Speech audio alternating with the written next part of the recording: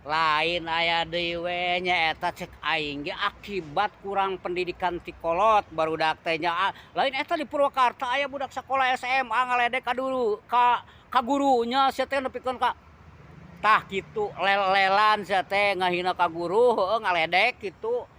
Aduh cek aing ye ka para orang tua muridnya cing di naonnya diajarkeun anu saraopan, ajarkeun yeuh kolot teh kudu ngajarkeun ka anak teh kudu anu akhlakna alus gitu. Ieu mah kumaha atuh ka guru sorangan ngelelan sia mah ngaledek goblok. Sia teh lamun eueuh guru meureun sia teh moal boga sakola, moal sakola meureun, moal pinter. Da moal mungkin bapak sia ngajar di imah mah nya. Kitu tah matak ieu ka para orang tua muridnya. Cing baraleg aing ngadidik barudak teh.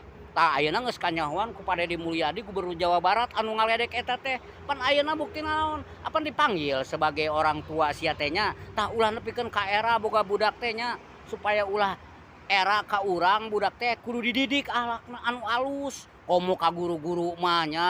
Ulah ka guru-guru ka kolot, ka sakabeh jelema we kudu dijaga akhlak teh dalam pembicaraan ge atuh.